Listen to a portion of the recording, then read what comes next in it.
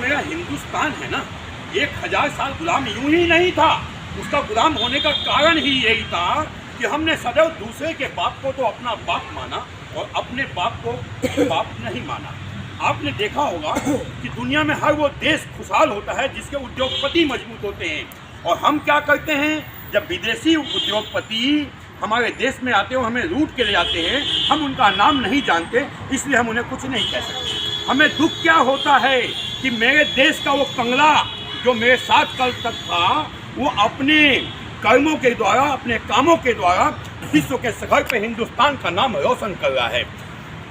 ये गरीब गालियाँ बकते हैं अडानी अंबानी को।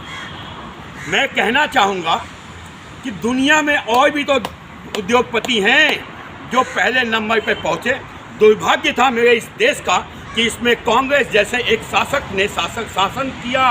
उन्होंने अपने किसको बढ़ाया, 50,000 रुपये लेकर के उनका दामाद बाडरा आता है, आज 50,000 करोड़ का मालिक बन जाता है बिना कुछ किए। कहते हैं अडानी, अबे अडानी वो शख्स है जिसने चाइना के उंगली खरीदी। जिन जिन देशों में चाइना के पोर्ट खरीद करके अपने देश को मजबूत कर रहा था, हमारे देश पे खुफिया तंत्र बैठा रहा था, उन देशों में हमारे खिलाफ षड्यंत्र कर रहा था। वो भाजपा के हैं और मोदी जी उनका सपोर्ट करते हैं, तो भाजपा से हैं क्या करते हैं कि मोदी जी अपने देश का जो सामान है, जैसे रेलवे स्टैंड है, हवाई अड्डे हैं, ये सब उनको बेच रहे हैं। क्या इसका क्या मतलब है? सरकार का काम होना चाहिए जनता को हिफाजत देना, सुरक्षा देना, सहायता करना। सरकार को उद्योग नहीं चलाना चाहिए। ऐसा बिहेव किया जाता है कि जैसे हम नौकर हैं। अभी आपने देखा होगा कि हमारा इंडियन एयरलाइंस को बेचा गया। इंडियन एयरलाइंस कांग्रेस के समय में टाटा के पास था और टाटा इससे करोड़ों रुपए अर्जित करता था और हजारों आदमी को रोजगार देता था।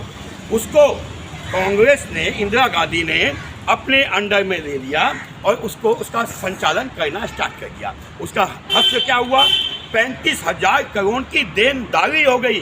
कमाई तो गई जहां जानी थी, देनदारी हो गई। आज जब उसको टाटा ने दे दिया तो फिर वो धीमे धीमे प्रोग्रेस कर रहा है। जब वो प्रोग्रेस करेगा तो हम पाकिस्तान के हालात पे नहीं जाएंगे।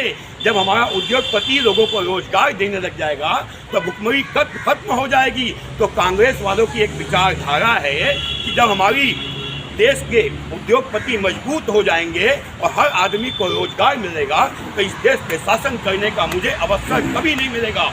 उस अवसर को दोबारा अपने हित में लागू करने के लिए वो मेरे देश के वैज्ञानिकों का, मेरे देश के फौजियों का, मेरे देश के मंदिरों का, मेरे देश के हिंदुत्व का, मेरे देश की आवाज़ चैनलों का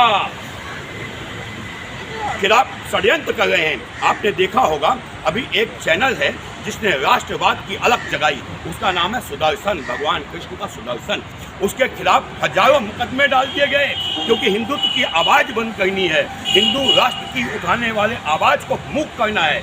तो ये मेरी आवाज़ को बंद किया जा रहा है। उसके खिलाफ हिंदू अपने बाबाओं के साथ खड़ा है, अपने फौजियों के साथ खड़ा है, अपने वैज्ञानिकों के साथ खड़ा है। आपने देखा होगा चाइना किस हालात में गुजर रहा है आज, कोरोना की महामारी से दंश है।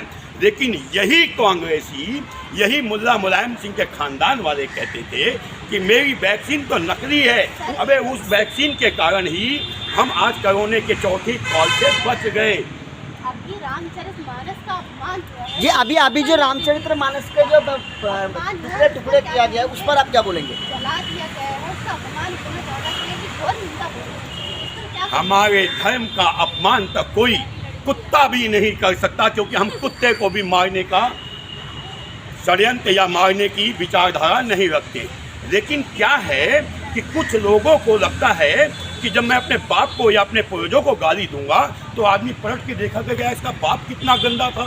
तो यही जो लोग अपने धर्म को गाली बक रहे हैं, अपने धर्म के खिलाफ आवाज़ उठा रहे हैं, उनसे जाके पूछो कि क्या तुम्हारे पूर्वज महामूर्ख थे या अज्ञानी थे जो इसी राम की पूजा करते थे, इसी रामायण के साथ खड़े होते थे।